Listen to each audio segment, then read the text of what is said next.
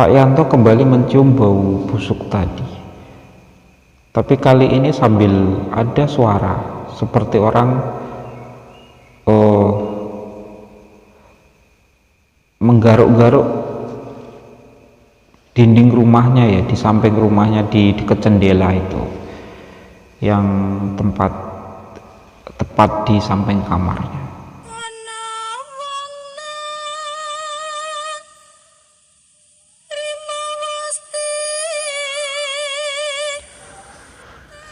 A'udzubillah. Assalamualaikum warahmatullahi wabarakatuh.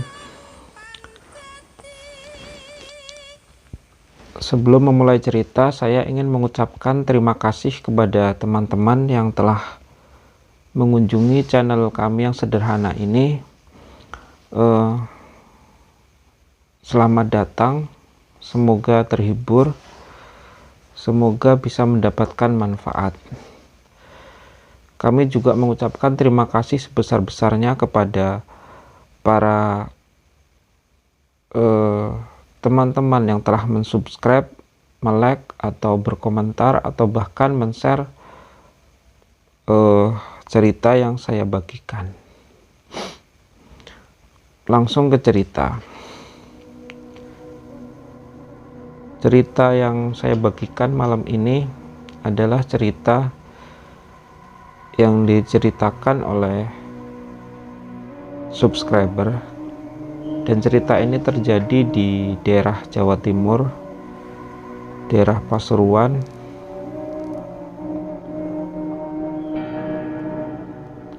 Kejadiannya telah lama, ya, jadi cerita dari orang, ya.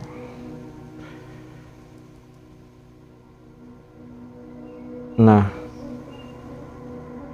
cerita ini terjadi pada Pak Yanto. Ceritanya adalah ketika itu Pak Yanto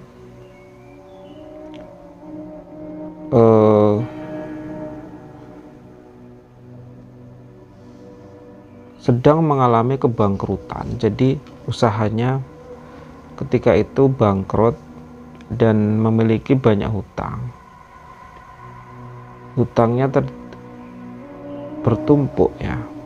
Jadi ada hutang ke bank, koperasi, juga rentenir, di mana orang yang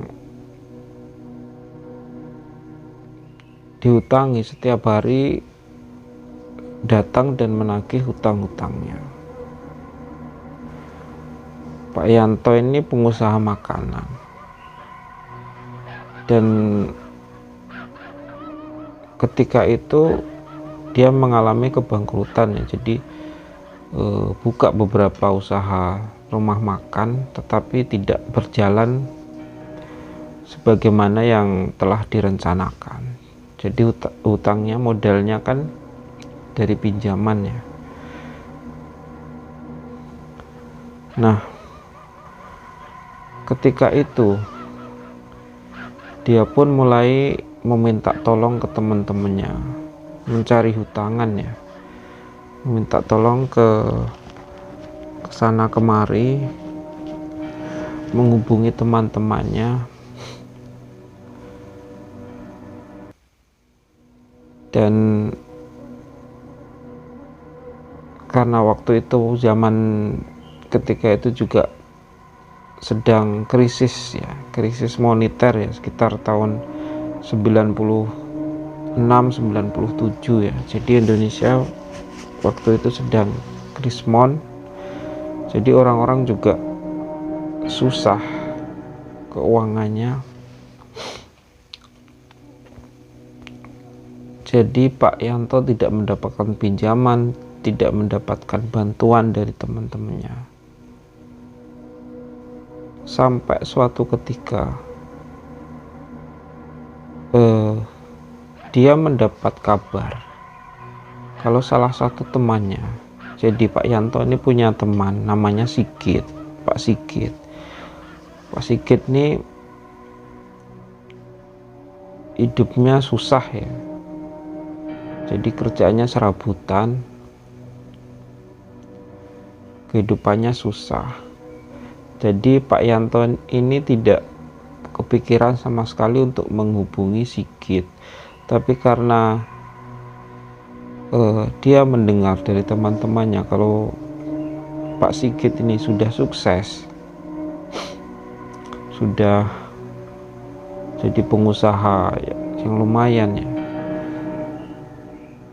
ada toko material dan lain sebagainya yang telah dia buka. Akhirnya Pak Yanto pun menghubungi Sigit dan menceritakan apa yang telah dia alami. Jadi salah satu temannya Pak Yanto ini adalah Sigit. Tetapi telah lama Pak Yanto tidak menghubungi Sigit, dan ketika mengalami kesulitan, Pak Yanto tidak ada pikiran untuk menghubungi Sigit karena dia tahu kondisi temannya tersebut yang mustahil bisa memberikan bantuan. Tapi ketika dia mendengar bahwa temannya ini telah sukses, maka dia segera menghubungi Pak Sigit tersebut. Apalagi Pak Sigit ini salah satu teman yang dekat ya dengan Pak Yanto. Dari semenjak mereka sekolah menengah atas, mereka telah berteman akrab. Jadi Pak Yanto pun segera menghubungi Sigit, dan dihubungi Pak Yanto. Sigit pun merasa senang karena bertemu kembali dengan kawan lamanya. Jadi Pak Yanto menelpon, menghubungi bahwa dia akan mengunjungi Sigit dan bermain ke rumah Sigit. Akhirnya Pak Yanto pun pergi dan bermain ke rumah Sigit tadi ya, dan diterima dengan baik. Dan Pak Yanto ini sangat terkejut dengan kondisi Sigit saat itu. Jadi kondisinya sudah, kehidupannya sudah sangat mapan, punya usaha, punya toko material yang lumayan ya di kampungnya ya. Jadi orang-orang banyak datang ke situ membeli barang di toko material tersebut dan lain sebagainya. Nah,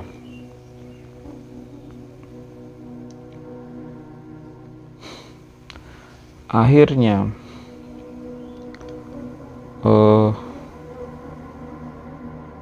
setelah ngobrol cukup lama, bercerita ke sana kemari, akhirnya Pak Yanto pun menceritakan kondisinya ketika itu. Jadi dia menceritakan bahwa usahanya ketika itu sedang mengalami kebangkrutan. Jadi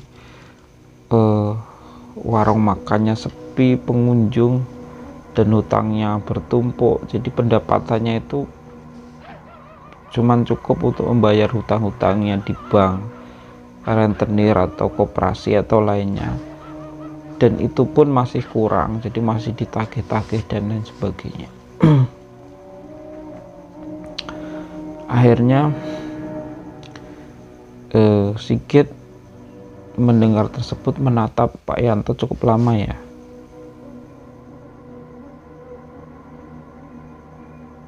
Lalu dia membisiki Pak Yanto,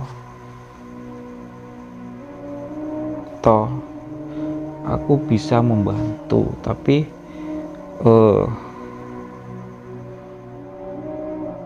bantuan yang aku berikan ini mungkin terkesan agak aneh. Kalau kamu mau, kamu kemungkinan bisa keluar dari kesulitan kamu. Tetapi kamu tidak usah terlalu memikirkan hal-hal yang aneh yang akan terjadi nantinya, kata Sigit ya, Sigit. Nah, mendengar jawaban Sigit yang seperti itu, Pak Yanto awalnya bingung ya, bantuan seperti apa kok aneh, kata Pak Yanto. Nah, selanjutnya Pak Sigit ini langsung masuk ke dalam, ke kamarnya.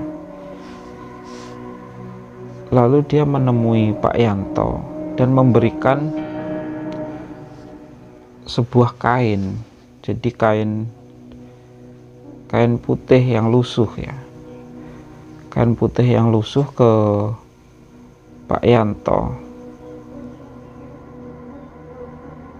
Dan mengatakan ke Pak Yanto, tali ini tolong disimpan dengan baik-baik.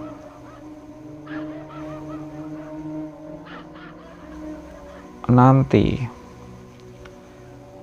kalau terjadi hal aneh, jadi mungkin nanti suatu malam, kata Pak Sigit menerangkan, Pak Yanto akan merasa mencium bau yang tidak sedap ya. Bau seperti bangkai atau apa ya, tidak sedap. Ketika itu terjadi, kata Sigit, Pak Yanto harus mengucapkan kira-kira seperti ini ya, tenanglah, barangmu akan kukembalikan kalau besok aku sudah mendapatkan uang, kata Pak Sigit kepada Pak Yanto. Apa yang harus dikatakan Pak Yanto ketika mencium bau yang aneh tersebut ya? Mendengar hal tersebut, Pak Yanto pun menjadi semakin bingung. Sebenarnya tali ini apa, kata Pak Yanto. Kok aneh, kok harus seperti itu.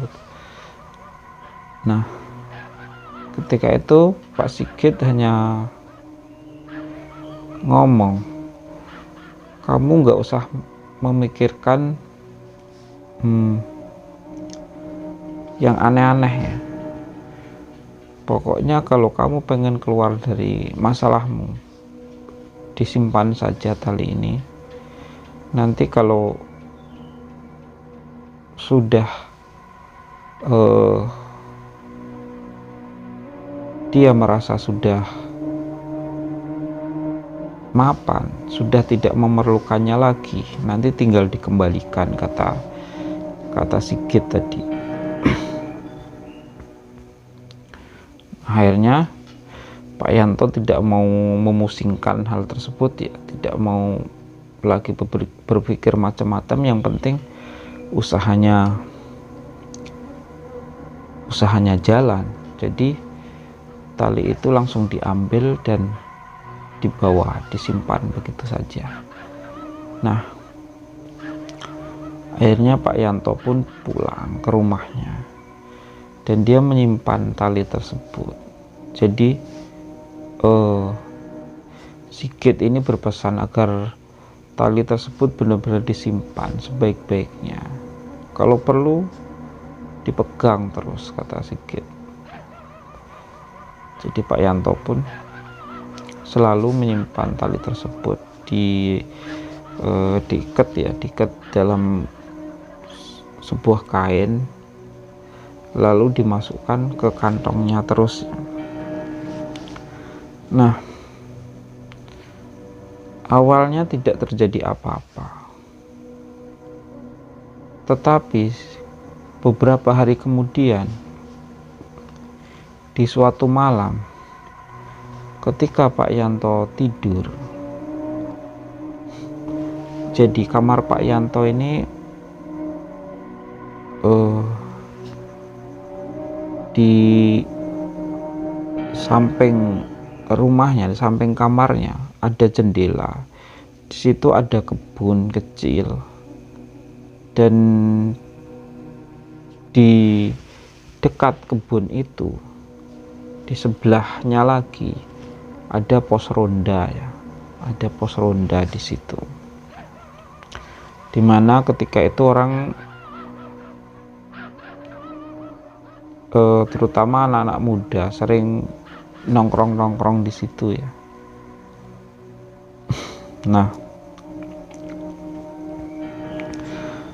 suatu malam Pak Yanto terbangun. Ketika itu sekitar jam 1 malam ya. Pak Yanto terbangun karena mencium bau busuk yang sangat menyengat ya. Dia pun terkejut, ini ada apa, bau apa ada bangkai. Dalam hati Pak Yanto mengatakan seperti itu dan mencari di sekeliling kamarnya. Dia mencari bangkai tikus atau apa, tetapi tidak ada. Lalu dia keluar dari kamarnya dan mencari-cari, tetapi tidak menemukan bangkai sama sekali. Lalu dia masuk ke kamarnya lagi ya. Dan ketika dia masuk ke kamarnya lagi, dia baru teringat pesan dari Sigit ya. Pesan dari Pak Sigit, apabila dia mencium bau-bau yang tidak sedap atau mendapati hal yang aneh-aneh, maka dia harus mengatakan, tenanglah, barangmu akan kukembalikan besok kalau aku sudah mendapatkan uang. Nah, akhirnya Pak Yanto pun mengatakan hal tersebut ya.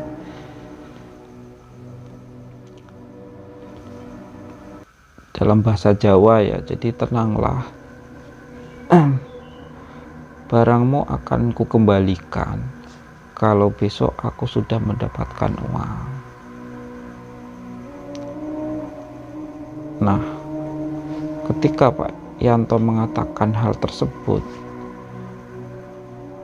secara aneh dan mengejutkan, perlahan-lahan bau busuk tadi, bau bangkai tadi mulai hilang. Jadi bau tersebut tidak ada lagi ya, hilang. Dan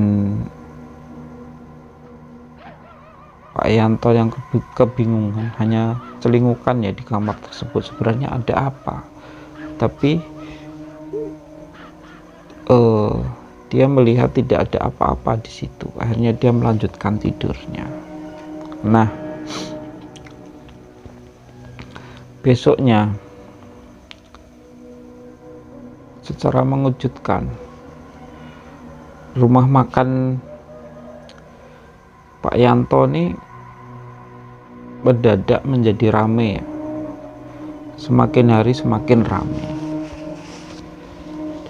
Dan bau itu hampir setiap hari muncul di kamar Pak Yanto. Tetapi ketika bau itu muncul, saat itulah rumah makannya menjadi semakin ramai seperti itu ya.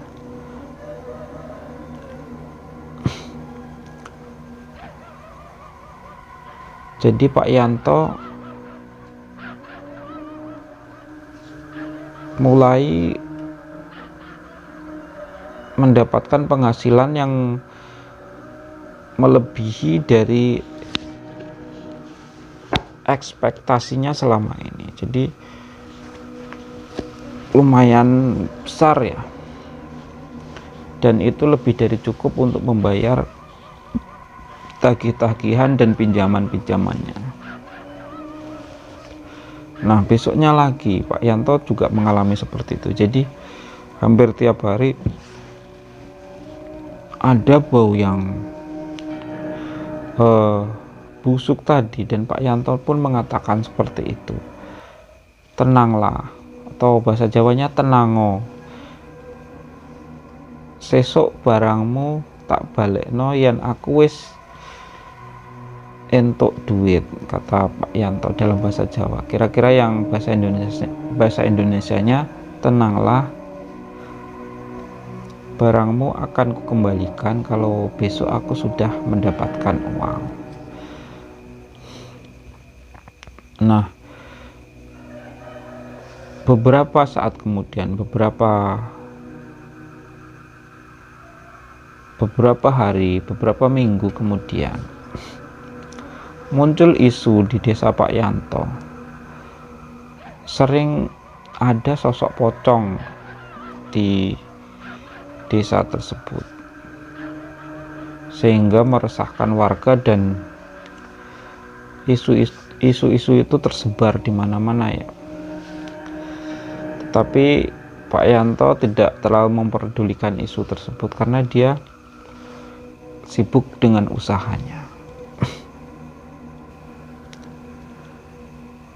Dan Pak Yanto merasa aneh ketika itu. Hanya itu ya yang dianehkan atau merasa dirasakan aneh oleh Pak Yanto ketika itu, yaitu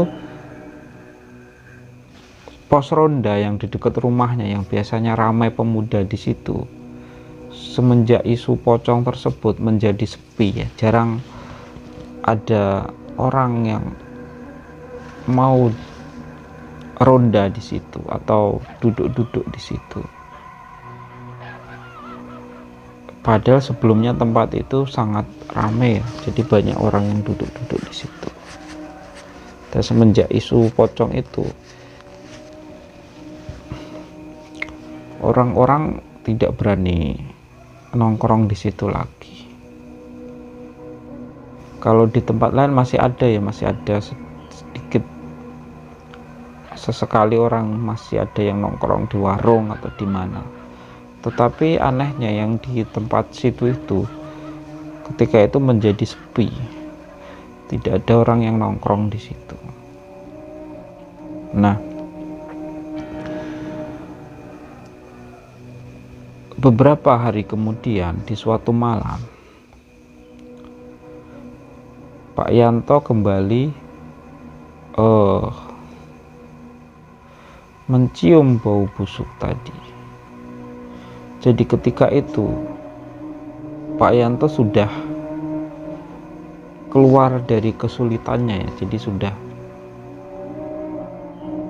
rumah makannya sudah ramai, hutang-hutangnya sudah terbayar, dan seharusnya dia sudah mengembalikan tali tadi. Tapi Pak Yanto tidak masih enggan untuk mengembalikan tali tadi. Dan di suatu malam, Pak Yanto kembali mencium bau busuk tadi. Tapi kali ini sambil ada suara seperti orang menggaruk-garuk dinding rumahnya ya, di samping rumahnya, di dekat jendela itu, yang tepat di samping kamarnya. Dan ketika itu mendengar itu, Pak Yanto bertanya-tanya, ini bunyi apa kok ada suara seperti menggaruk-garuk di samping itu. Tapi dia tidak terlalu peduli. Dia pun hanya mengucapkan, tenanglah, barangmu akan kukembalikan besok kalau aku sudah mendapatkan uang, kata Pak Yanto. Nah, ketika dikatakan seperti itu, tiba-tiba Pak Yanto mendengar ada suara sesenggukan di samping rumahnya. Jadi ada suara seperti seorang laki-laki yang menangis sesenggukannya.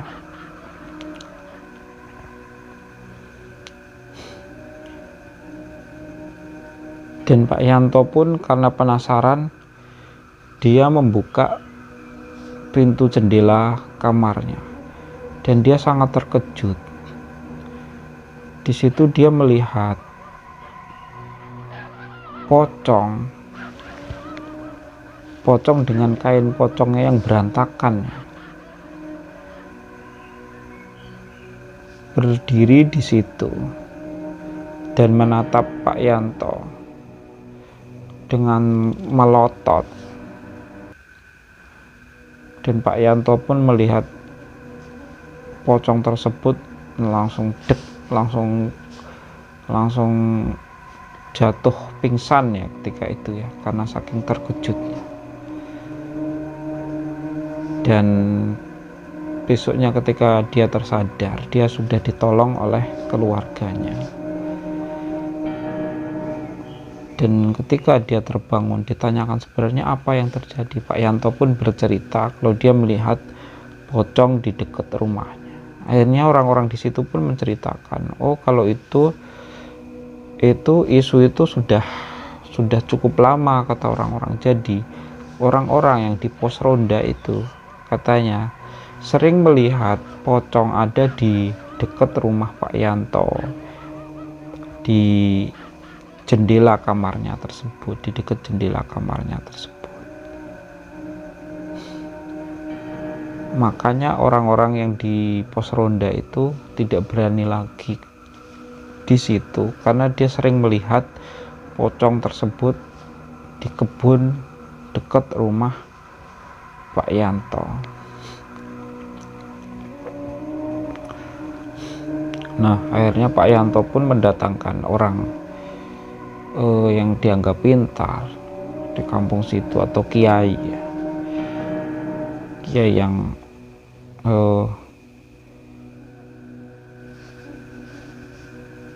lulusan pondok pesantren ya di daerah Jawa Timur.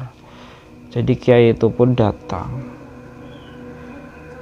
dan Pak Yanto pun menceritakan apa yang terjadi. Jadi dia melihat ada pocong tersebut dan lain sebagainya. Akhirnya kiai ini pun bertanya, Pak Yanto, apa jenengan menyimpan sesuatu yang tidak wajar, maksudnya yang aneh, yang mungkin mengundang pocong tersebut untuk datang. Ketika itu Pak Yanto berpikir ya, apa ada hubungannya dengan tali tadi. Tapi Pak Yanto pun ketika itu belum mau terus terang, belum mau jujur. Dia mengatakan, saya tidak tahu, saya tidak menyimpan apa-apa, kata Pak Yanto ketika itu. Kalau bisa sosok ini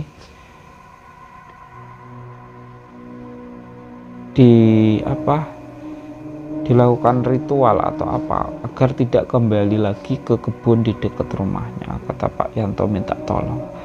Akhirnya kiai ini pun berdoa dan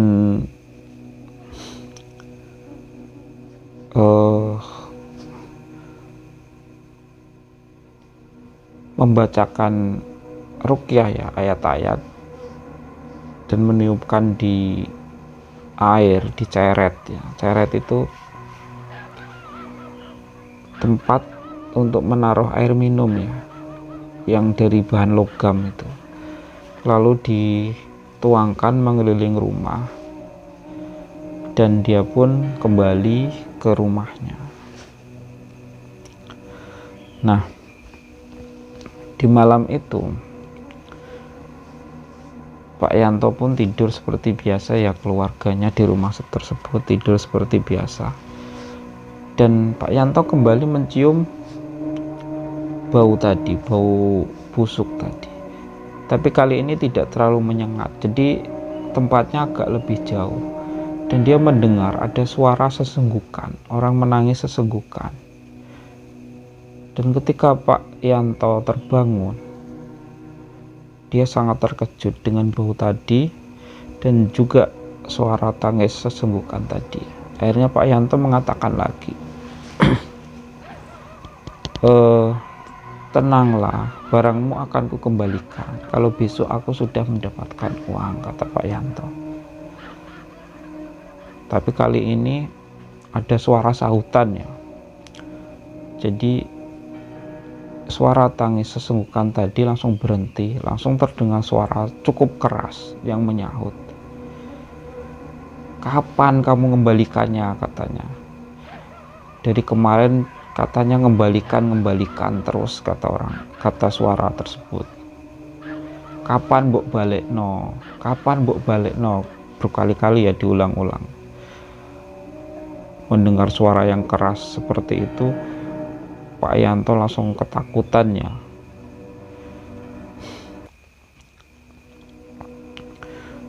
Dan dia langsung menutup telinganya dan menutup badannya dengan selimut. Dan suara itu masih terus terdengar berkali-kali.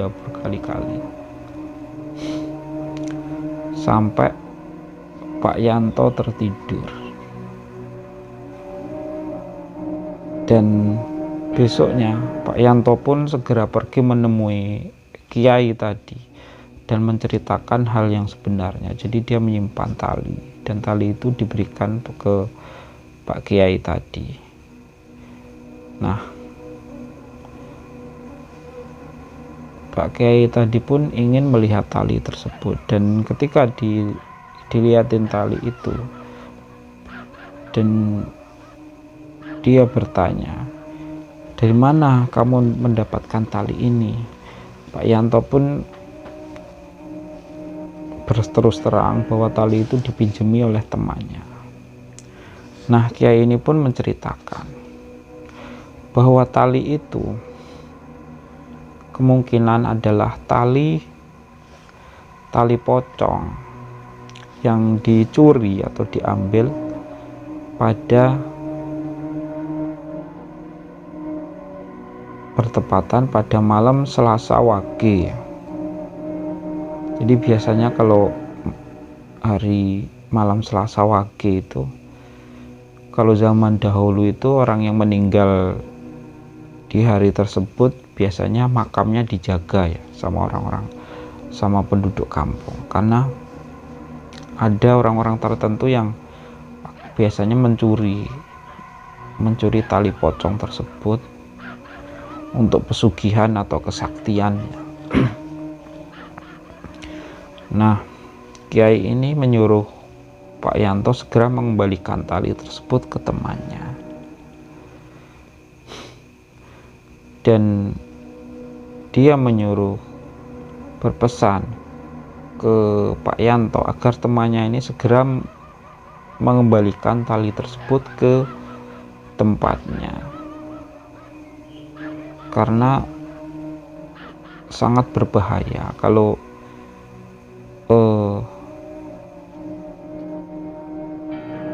pesugihan. Jadi menurut Kiai itu mungkin pesugihan ya, pesugihan tali pocong. Kalau pesugihan itu dilanjutkan. Akhirnya hari itu juga Pak Yanto secepatnya datang ke rumah temannya tadi, Pak Sigit, dan mengembalikan tali tersebut dan menyampaikan pesan dari Kiai tersebut. Jadi ada sosok jin yang mungkin akan memanfaatkan tali tersebut untuk lebih jauh mengganggu kehidupan mereka ya. Bahkan mungkin orang lain. Jadi dia berpesan agar tali tersebut secepatnya dikembalikan ke tempatnya.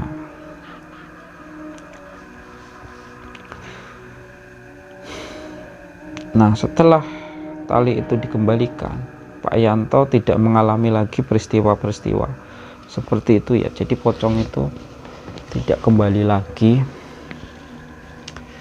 Dan yang jelas Pak Yanto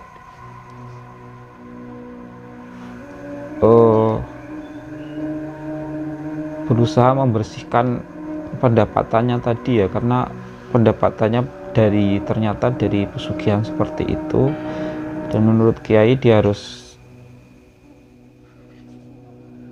membersihkan uangnya. Jadi uangnya itu dia sumbangkan kemana-mana gitu ya, dan dia memilih untuk berhenti dari usahanya dan memulai usaha yang baru lagi.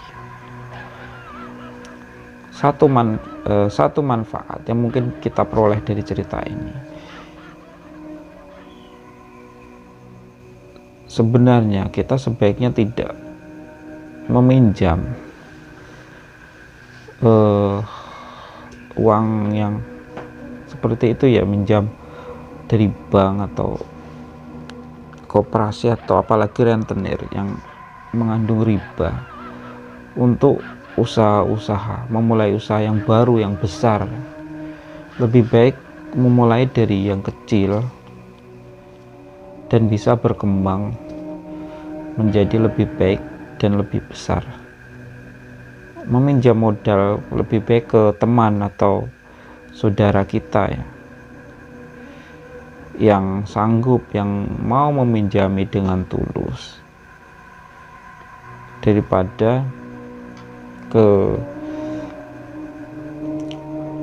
bank atau lainnya, walaupun jumlahnya besar tapi dia memberikan target yang tidak peduli dengan kondisi usaha kita. Jadi kalau